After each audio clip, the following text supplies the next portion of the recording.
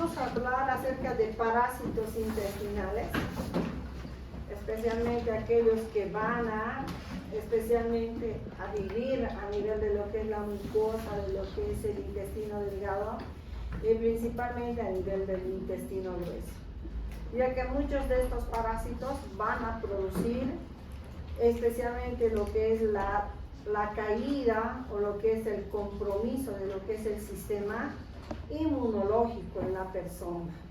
Muchos de estos organismos pueden causar desde cuadros de diarrea líquida, que pueden ser persistentes,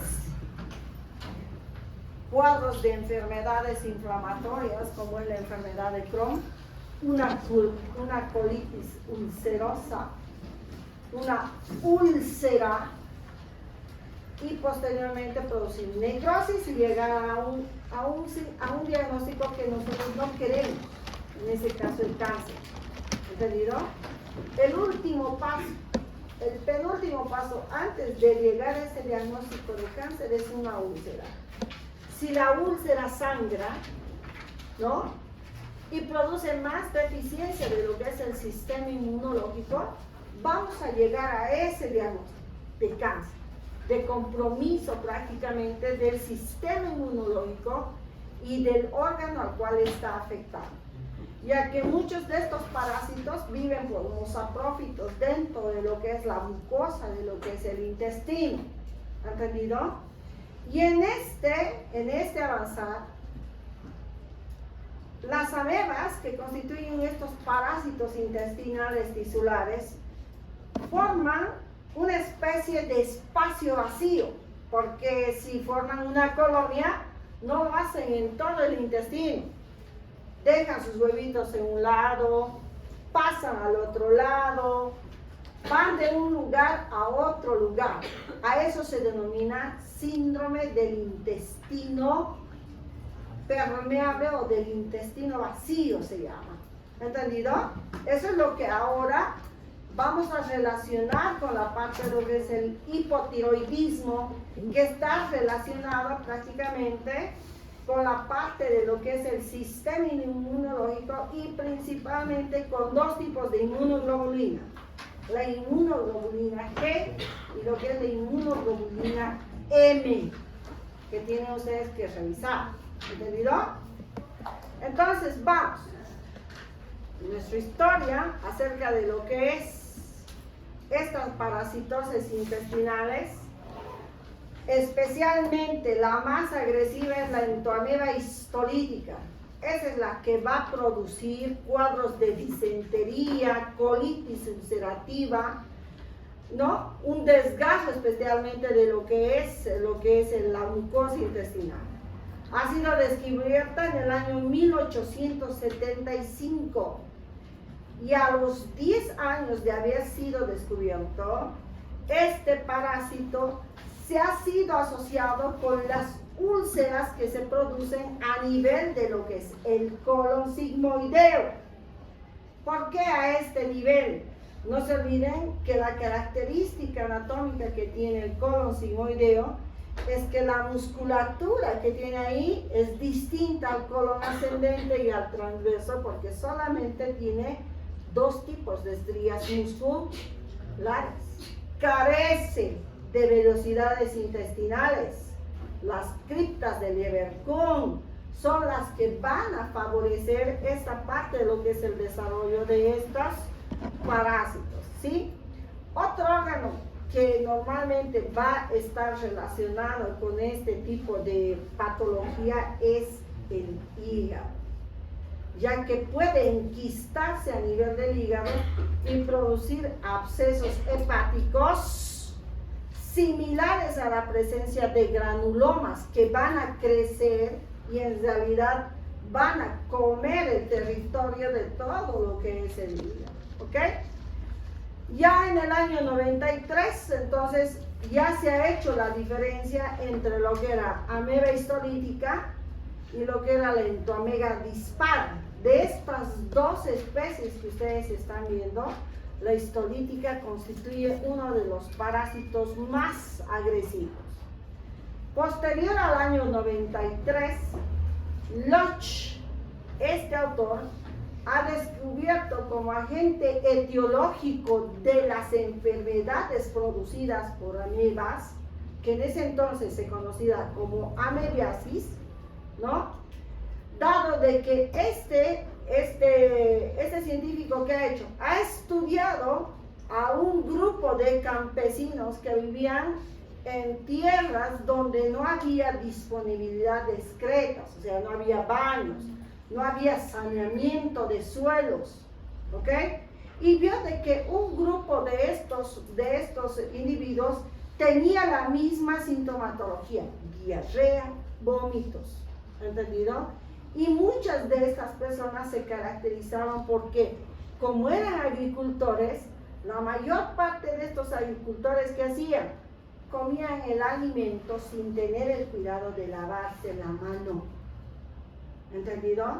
Entonces, a base de este descubrimiento que realizó en el año 1875, Lodge ha visto de que estas amebas eran microorganismos móviles que poseían dos capas, un ecto y un endoplasma, que además de tener como órgano, como les digo, como órganos apropiados la parte de lo que es el intestino, también tenía tendencia a producir efectos a nivel de lo que es el transporte de oxígeno a nivel de los glóbulos rojos, ¿entendido? Entonces producía también sintomatología respiratoria, ¿ok?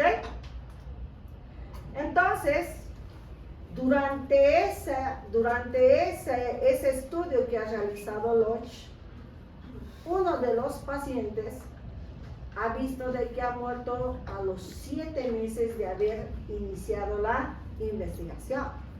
¿Qué han hecho durante esa época? Hicieron una autopsia de este mismo paciente en donde se había demostrado, fíjense, estas úlceras que producían a nivel de lo que era la mucosa, de lo que es el intestino grueso, recto sigmoideo, ¿sí? La parte de lo que es el colon sigmoides y el recto, ¿ok? ¿Qué pasa cuando se produce una úlcera? El paciente no defeca, por tanto, no defeca, ¿por qué? Porque llegan las heces, arrastran esta lesión, y al arrastrar sangra y duele, ¿entendido? Es como cuando ustedes se queman el dedo, mientras no toquen la ampolla, va a seguir molestando, ¿no? Y para que no moleste, ¿qué hacen? Con el dictema que le sale, con la ampollita, sacan el agüita que hay adentro, que es líquido tisular, y deja de doler, y empieza el proceso de cicatrizar. Lo mismo pasa cuando una persona tiene una úlcera, ¿entendido? Se produce un proceso inflamatorio, una descamación, fíjense, de lo que es la mucosa, de lo que es el intestino delgado, y esto va erosionando cada vez más, porque el microorganismo no es solamente un hito, sino que se vuelve una colonia de amebas y hacen de que esto vaya pasando de un lugar a otro.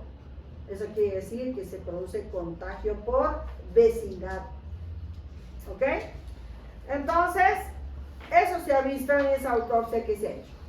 Además de esas investigaciones, Albert Koch en el año 1883 ha realizado también varias revisiones, especialmente cuando apareció la enfermedad del cólera. Yo me acuerdo que cuando tenía 7 añitos había aparecido la enfermedad del cólera en el Perú.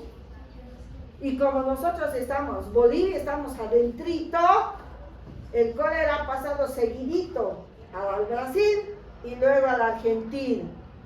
Entonces, ¿qué pasó con esta enfermedad del cólera? Empezó a producir diarreas demasiado violentas, vómitos, diarrea. Ni con reposición de líquidos se podía calmar este cuadro de cólera. ¿Se dan cuenta? Entonces, cuando dijo, hay un paciente que ingresaba del Perú a Bolivia con diagnóstico de cólera, en la frontera lo han agarrado a ese paciente, y aquí en Bolivia se han llegado a tomar medidas higiénicas sanitarias. ¿Qué hacía para entonces el gobierno? Decía, cualquier alimento que provenga de la tierra debe lavarse, desinfectarse y cocer. Lo mismo que la comida que viene del río, porque el cólera se transmitía gracias a los pescaditos que normalmente les gusta comer. ¿Qué se llama? Cevichito, ¿no ve? Era uno de los causantes. Entonces, durante esa época, nadie quería comer pescado, y ese año los pescaditos, felices han vivido, ¿no? Entonces, en ese instante, la alcaldía y CEMAPA instalaron la parte de lo que eran las excretas, las alcantarillas para el desagüe de aguas servidas. No se olviden que en el campo, los que han ido a visitar el campo, en el campo no hay disposición de este, peor de alcantarillado. ¿Y cómo cultivan la tierra en el campo la gente? Mediante el uso de las heces, del guano de los animales. Aunque actualmente se está diciendo de que están fertilizando con las heces de la propia gente. ¿Ah? ¿Por qué no? Pues porque si ustedes comen lo mismo que comen los animales, lo único que no hacemos es zumear, ¿no? Porque digestionamos. Entonces están haciendo lo mismo, porque lo que hacen es botar los detritos ustedes mediante sus heces. ¿Se dan cuenta? Ok. Entonces, según Koch, estas amebas normalmente se volvían saprófitos de lo que era la mucosa, de la submucosa, de lo que es la pared intestinal. Se adueñaba de la función de los capilares, ¿no? Y al ponerse en contacto con la submucosa de la pared intestinal, el primer síntoma que producía era un absceso de pared. Un absceso de pared, ¿no? Luego pasaba al hígado para producir un absceso hepático y posteriormente producir exudados. Eso quiere decir, lesiones en donde afectaba las 15 funciones que tiene el hígado. ¿Ok? Ahora, fíjense la historia de lo que es ahorita lo que les he contado. Obviamente que en el año 1891, según Hulsmann y Fleur, había muchas veces relacionado esta enfermedad de lo que es la amebiasis con parasitosis, principalmente con la disentería clásica que anteriormente se conocía, ¿no? Y el absceso hepático. Y en 1893, King y Ross descubren de que no solamente había habido un microorganismo que producía especialmente estas úlceras, ¿no? Sino que ya habían visto que la forma más virulenta para que este organismo reaccione era la forma quística, ¿sí? Los quistes de ameba son la forma infectante que tienen estos parásitos. En el año 1913, Walter y Sheras hablan de esta forma infectante y hacen e indican que los portadores asintomáticos son los propios reservorios. ¿A qué se refiere esto? Normalmente todos tenemos amebas. Les cuento que no hay una persona que no tenga ameba. ¿Cuándo transmitimos la ameba? Cuando la mamá está embarazada y está dando a luz a su bebé, el bebé nace como ameba, con ameba isolítica, pero se queda en su forma no infectante, como trofozoito o como huevitos, ¿entienden? Cuando se hace o cuando esta forma no infectante se vuelve infectante, cuando mi organismo de mí, por ejemplo, coma una comida pasada algún alimento mal cocido, un alimento que está mal lavado y que yo he comido. Por ejemplo, cuando como frutillitas que no están lavaditas y tiene tierrita, porque ahí viven, entonces tú estás engulliendo los huevitos de la misma. Más los huevitos que tú tienes, ¿qué hacen? Se juntan y se empiezan a multiplicar.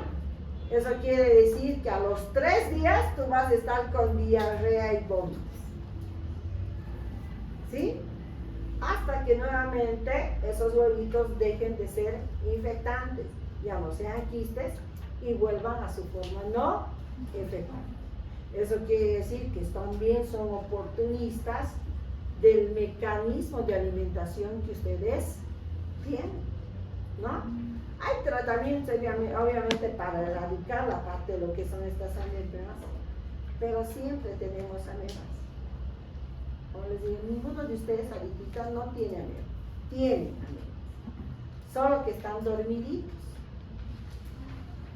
y van a despertar en cualquier momento cuando ustedes coman una comida dañada o que les den una comida que ha sido guardada y se están comiendo.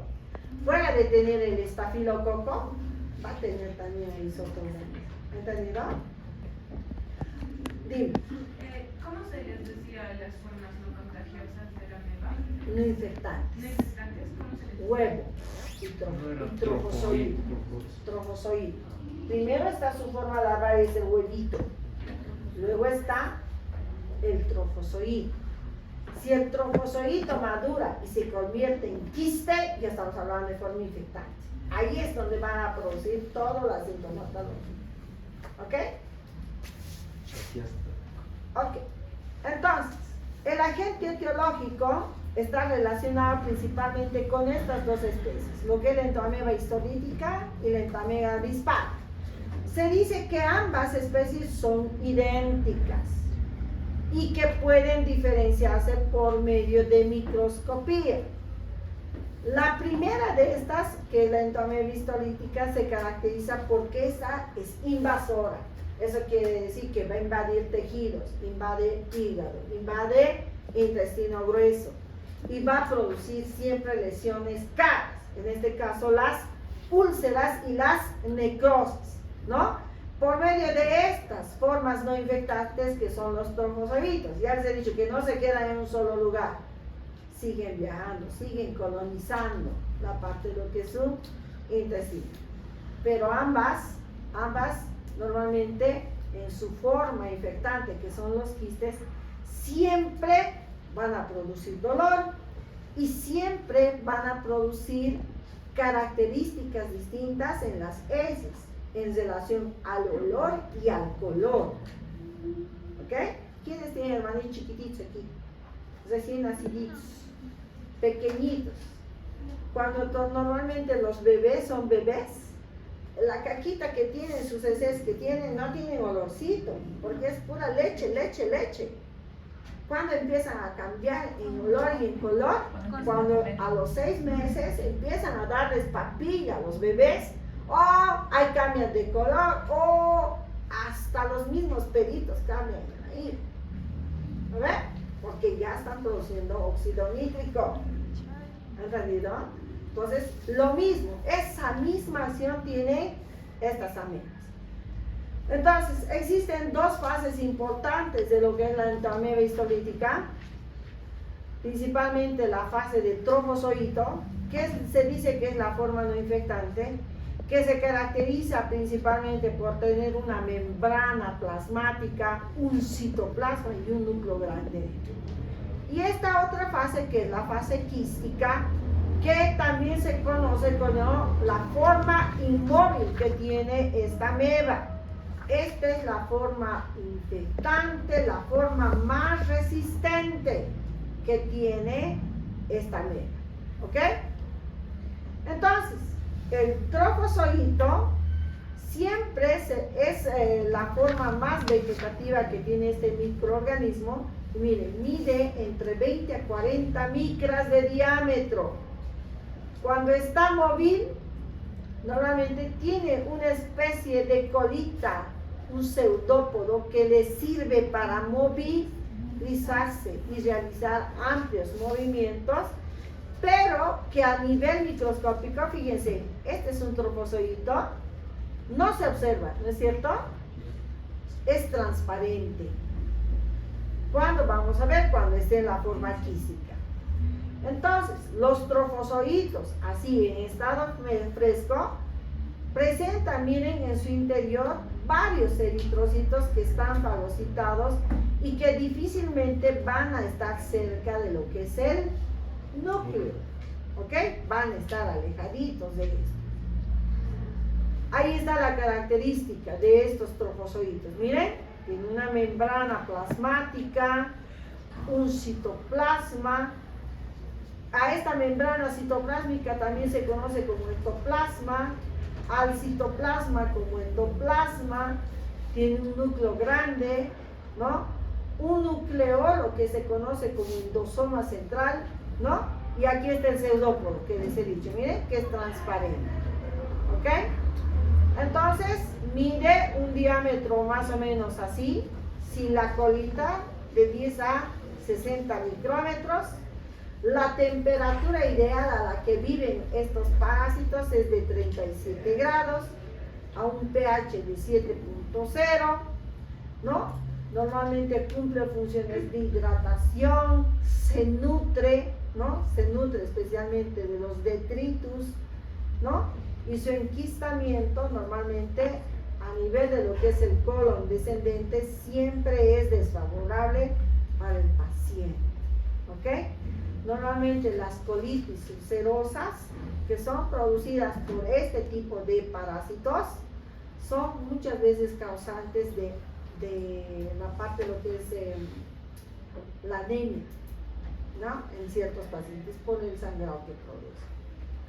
Entonces, aquí están las fases de transformación que sufre el trofozoito de una ameba.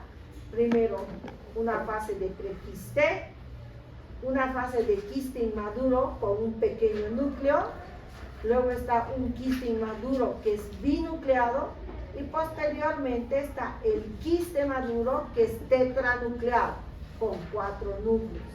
¿Entendido? Ahí está.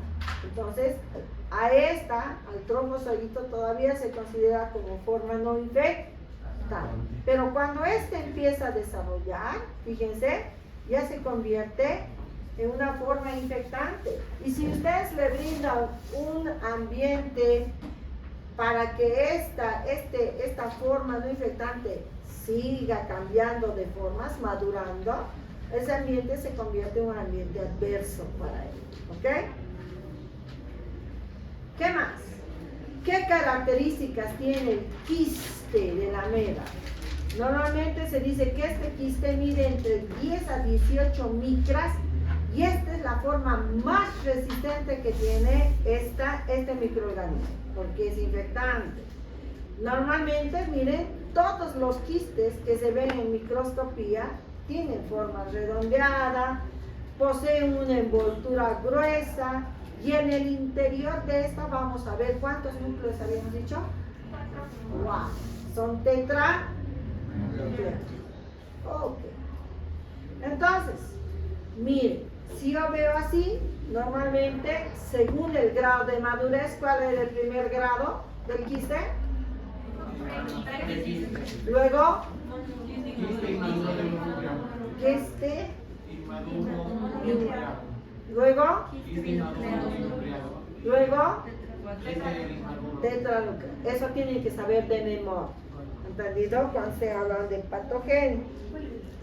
Entonces, fíjense, cuando está en el grado de madurez que va de 1 a 4 núcleos, las características que normalmente tienen los trofozoitos en relación a estos quistes es que normalmente estos cuerpos son cromatoides, ¿sí?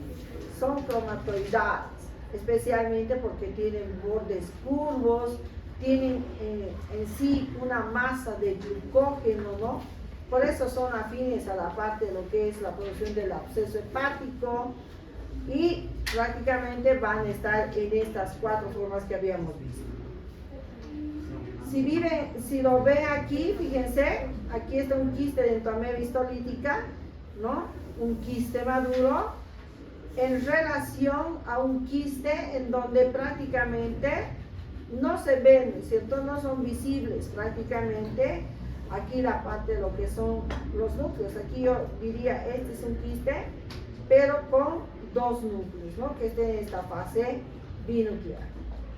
Entonces, ¿cuál es el ciclo de vida de esta ameba?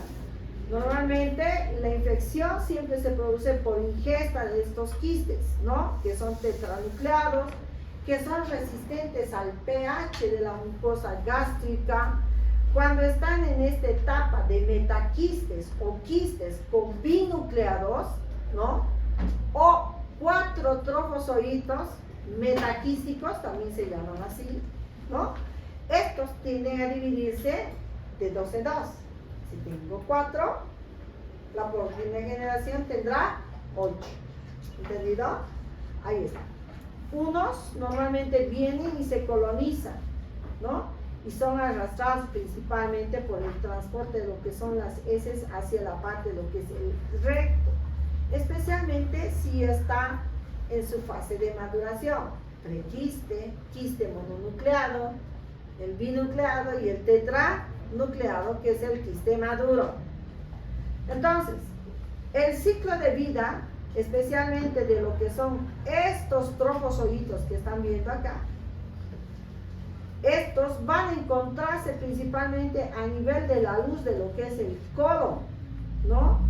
Ya que a partir de aquí van a ir invadiendo obviamente la parte de lo que es la masa intestinal y van a ir dividiéndose de 2 en 2.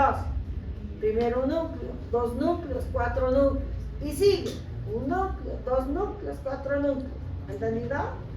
Entonces, hasta llegar a colonizar la parte de lo que es el colon sigmoideo.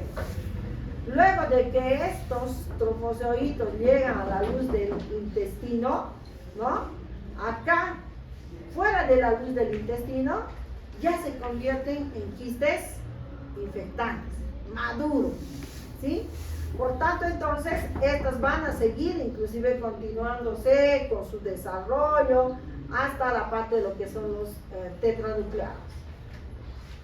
Entonces, cuando una persona hace sus necesidades, hace las heces, ahí en las heces se puede encontrar trofozoitos. ¿Alguna vez han comido quinoa? Sí. ¿Y han visto cómo la quinoa revienta, no ve? Cuando ustedes sospechen que un niño tiene amebas, el potito, el anito del niño, tiene esas mismas quinoitas reventadas ahí, pegadas en su anito. O caso contrario, en el calzoncillo, en la ropa interior que tiene, los quistes están ahí moviéndose así. Van a ver, en la gente adulta, a veces no hay gente que viene y se está rascando así, ¿ves? Yo soy bien observada. A veces cuando veo en la calle digo, ¿por qué tiene esa manera? Les juro, yo soy bien. A veces sin querer estoy mirando y pasa alguien y dice, por Dios, les digo. Muchas veces los quistes de ameba producen prurito y esquiazor a nivel del ano de una persona adulta. Entonces, ni modo que se acerque aquí a la pared y esté así, ¿no?